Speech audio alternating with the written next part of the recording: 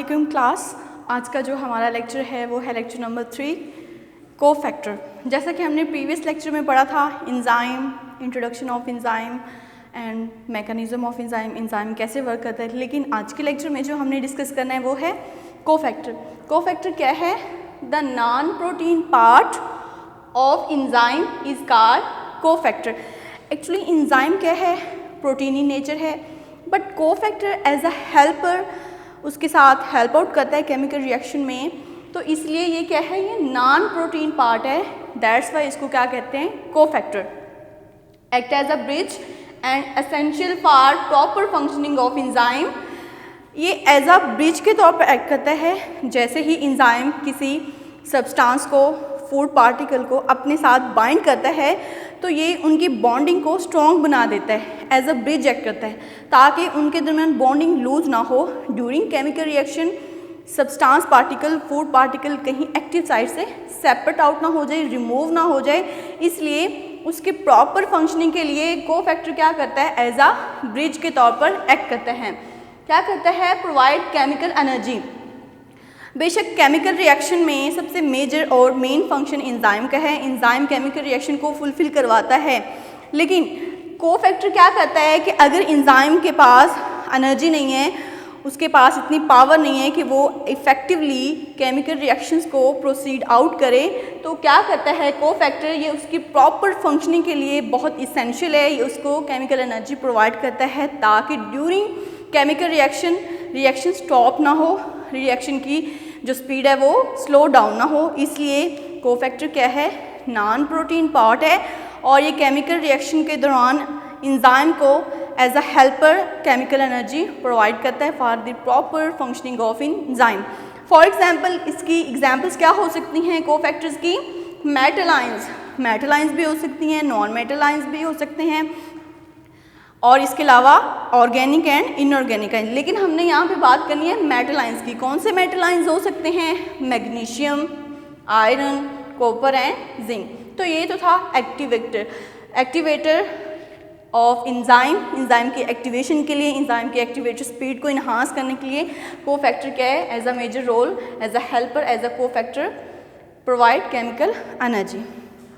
After that हमने बात करनी है एक्टिवेटर। जैसा कि उसके नेम से ही इंडिकेट हो रहा है, एक्टिवेट, उसको स्टार्ट करना, इनिशिएट करना, एक्टिव करना।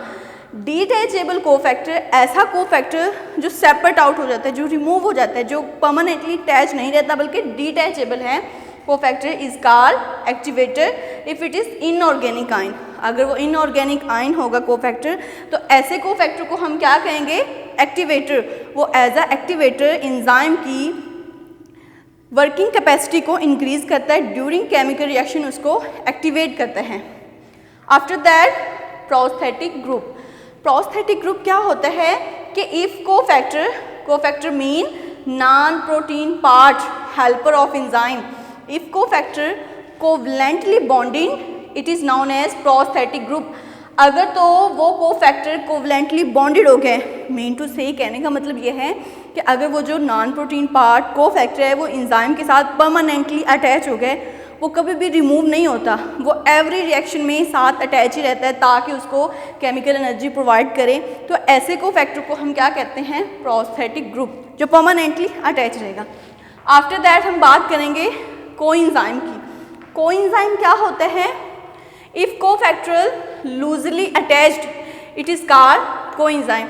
ऐसा कोफैक्टर, ऐसा नॉन प्रोटीन पार्ट जो एंजाइम के साथ टेम्परेरी अटैच हुआ है, लेकिन जैसे ही रिएक्शन फुलफिल होता है वो वहाँ से रिमूव आउट हो जाता है, सेपरेट हो जाता है। आर्जी तौर पे वो एंजाइम के साथ अटैच हुआ था, एंजाइम की फंक्शनिंग को, केमिकल रिएक्शन को स्पीड अप करने के लिए वो वक्ती तौर पे एंजाइम के साथ अटैच हुआ था, लेकिन जैसे ही रिएक्शन कंप्लीट हुआ है तो वो एंजाइम के साथ जो कोफैक्टर को एंजाइम अटैच था वो रिमूव हो गए। तो ऐसे कोफैक्टर को, ऐसे नॉन प्रोटीन पार्ट को हम क्या कहेंगे? कोएंजाइम। आफ्टर दैट एपोएंजाइम आपको वर्ड इंडिकेट कर रहा है, apo, a mean absent, mean to say an enzyme with its coenzyme, मतलब ऐसा एंजाइम, ऐसा कोफैक्टर जो टेम्परेरी उसके साथ अटैच हुआ था। आर प्रोस्थेटिक ग्रुप जो हमने प्रीवियस लेक्चर में पढ़ा है अभी कि प्रोस्थेटिक ग्रुप ऐसा कोफैक्टर जो परमानेंटली अटैच है। अगर प्रोस्थेटिक ग्रुप और एपोएंजाइम कोएंजाइम ये दोनों कलेक्टिवली रिमूव्ड है, it is called apoenzyme. Mean to say कि ऐसा एंजाइम जिसके साथ कोई भी नॉन प्रोटीन पार्ट नहीं है, उसके पास कोई फैक्टर नहीं है, ना तो फैक्टर टेम्परेरी उसके साथ अटैच है ना ही परमानेंटली। मीन टू से एंजाइम जो है वो अपनी वर्किंग अपना केमिकल रिएक्शन खुद ही फुलफिल करवा रहा है, कैटालाइज खुद ही कर रहा है without any cofactor, without any non protein part. ऐसे एंजाइम को जो खुद ही सारे केमिकल रिएक्शन फुलफिल करवा रहा है, रिएक्शंस को सब्सटेंस पार्टिकल्स को कैटालाइज कर रहा है, ऐसे एंजाइम को हम क्या कहेंगे? एपोएंजाइम। नेक्स्ट हमने बात करनी है holo enzyme. Holo enzyme mean ऐसा एंजाइम एंड एक्टिवेटेड एंजाइम, ऐसा एंजाइम जो एक्टिवेटेड है, जो केमिकल रिएक्शन को फुलफिल करवा रहा है, consisting of polypeptide chains. Polypeptide, poly mean many, peptide mean जब एंजाइम की फॉर्मेशन में अमाइनो एसिड पेप्टाइड बॉन्ड के थ्रू इसकी फॉर्मेशन करते हैं तो many amino acid polypeptide chains and a cofactor is called holo enzyme. Mean to say कि ऐसा एंजाइम जिसके साथ एक को एंजाइम अटैच है, ऐसा एंजाइम जिसके साथ एक cofactor non protein part attach है और उसके साथ सब्सटेंस की पॉलीपेप्टाइड चेन्स हैं, वो एंजाइम कंटिन्यूसली सब्सटेंस पार्टिकल्स को प्रोडक्ट में कन्वर्ट कर रहा है, उसकी एनर्जी रिड्यूस नहीं हुई, उसने रिएक्शंस को स्टॉप नहीं किया, वो एंजाइम कंटिन्यूसली अपने स्पेसिफिक सब्सटेंस पार्टिकल्स को, आइदर वो पेप्सिन है तो प्रोटीन्स को, आइदर वो एनी अदर एंजाइम है तो वो अदर सब्सटेंस पार्टिकल, अपने स्पेसिफिक सब्सटेंसेस को वो कंटिन्यूसली कैटालाइज कर रहा है, उनको प्रोडक्ट में चेंज कर रहा है। उसके पास पॉलीपेप्टाइड चेन है सब्सटेंसेस की, वो सब्सटेंस पार्टिकल जिसको उसने फूड में कन्वर्ट करना है, जिसको उसने कैटालाइज करना है, और उसके पास एक कोफैक्टर नॉन प्रोटीन पार्ट भी है जो उसको एनर्जी प्रोवाइड कर रहा है, जो ड्यूरिंग केमिकल रिएक्शन उसको एनर्जी प्रोवाइड करता है और उसकी वर्किंग एबिलिटी को रिड्यूस नहीं होने देता। तो ऐसे एंजाइम को हम क्या कहते हैं? Hollow enzyme. आफ्टर दैट हमने बात करनी है लोकेशन ऑफ एंजाइम। जैसा कि आपने इस लेक्चर में पढ़ लिया है कि एंजाइम क्या होता है, कोफैक्टर क्या होता है, एक्टिवेटर क्या होता है। अब ये बात करनी है कि एक्चुअली जो एंजाइम जिसकी हम बात कर रहे हैं, जो टॉपिक हम स्टार्ट किया था फर्स्ट लेक्चर में, तो उसके अकॉर्डिंग लोकेशन ऑफ एंजाइम के एंजाइम्स कहाँ पे लोकेटेड है, हमारी बॉडी के कौन से पार्ट में एंजाइम्स लोकेटेड हैं। तो enzymes, some enzyme simply dissolve in cytoplasm. Cell के साइटोप्लाज्म में कुछ एंजाइम सिंपली डिजॉल्व हुए होते हैं। क्यों डिजॉल्व होते हैं? पोलैरिटी की वजह से। पोलैरिटी की वजह से, पोलर नेचर की वजह से साइटोप्लाज्म में क्या हो जाते हैं? डिजॉल्व हो जाते हैं। लेकिन while other bound to certain organelles, लेकिन जो दूसरे एंजाइम्स हैं वो अपने स्पेसिफिक, अपने रिलेटेड ऑर्गेनेलिज के साथ अटैच हो जाते हैं। ऑर्गेनेलिज मीन सेल के अंदर जो डिफरेंट ऑर्गेनेलिज हैं जो अपने अपने स्पेसिफिक फंक्शंस परफॉर्म कर रहे हैं, उनके साथ एंजाइम अटैच होते हैं। ये है क्या? एंजाइम्स की लोकेशन। फॉर एग्जांपल, जैसा कि एंजाइम्स इन्वॉल्व इन फोटोसिंथेसिस, ऐसे एंजाइम जो प्लांट्स में फोटोसिंथेसिस का प्रोसीजर करवाते हैं। फोटोसिंथेसिस में प्लांट्स में ऐसा कौन सा ऑर्गेनेली होता है जो फोटोसिंथेसिस का प्रोसीजर करवाता है? Chloroplast. Chloroplast, as you know, plants के लीव्स में क्लोरोफिल पिगमेंट होता है जो कि सनलाइट को अब्जॉर्ब करता है, लेकिन ये प्रोसीजर फोटोसिंथेसिस का कहाँ पे होता है? क्लोरोप्लास्ट में। तो फिर ऐसा एंजाइम जो क्लोरोप्लास्ट में इन्वॉल्व है, जो फोटोसिंथेसिस में इन्वॉल्व है, वो फोटोसिंथेसिस के प्रोसीजर को स्पीड अप कर रहा है, तो फिर ऐसे एंजाइम कहाँ पे लोकेटेड होगा? क्लोरोप्लास्ट में, according to their function. Second पे, the enzyme involve in cellular respiration. Cellular respiration से मुराद ये है कि जो सेल्स अपनी एनर्जी प्रोड्यूस कर रहे हैं। आपको पता है कि जो माइटोकॉन्ड्रिया है वो power house of the cell है, वो क्या करता है? एनर्जी प्रोड्यूस करता है in the form of ATP, utilise भी होती है आपकी बॉडी में डिफरेंट फंक्शंस में, और स्टोर भी हो जाती है in the form of ATP. तो ऐसा एंजाइम जो सेलुलर रेस्पिरेशन में इन्वॉल्व होता है वो कहाँ पे लोकेटेड होगा? माइटोकॉन्ड्रिया में। तो फिर उसकी लोकेशन कहाँ होगी? माइटोकॉन्ड्रिया में। Third one, enzymes involve in protein synthesis.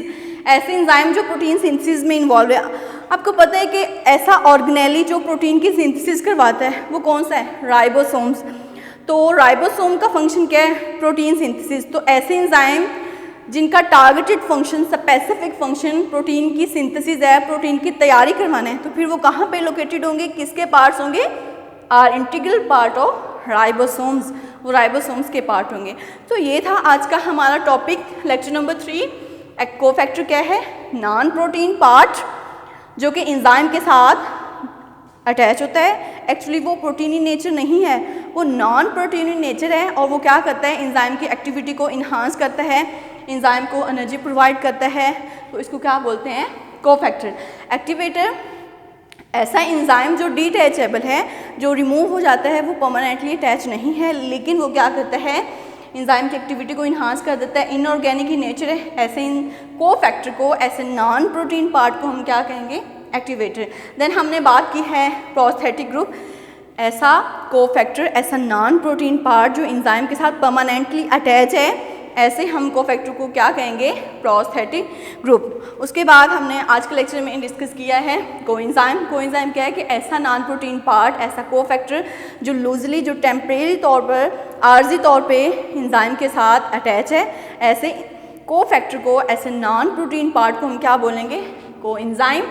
Apoenzyme ऐसा एंजाइम जिसके पास ना तो कोफैक्टर टेम्परेरी अटैच है, ना ही परमानेंटली। इट्स मीन उसके पास कोई कोफैक्टर नहीं है, वो अपना फंक्शंस, केमिकल रिएक्शन खुद ही परफॉर्म कर रहे हैं। ऐसे एंजाइम को हम क्या बोलेंगे? एपोएंजाइम। हॉलो एंजाइम ऐसे एंजाइम, ऐसा वो एंजाइम जो केमिकल रिएक्शन फुलफिल करवा रहे हैं, कैटालाइज कर रहे हैं सब्सटेंस पार्टिकल्स को, उसके पास पॉलीपेप्टाइड चेन भी है और नॉन प्रोटीन पार्ट कोफैक्टर भी है। ऐसे एंजाइम को हम क्या बोलेंगे?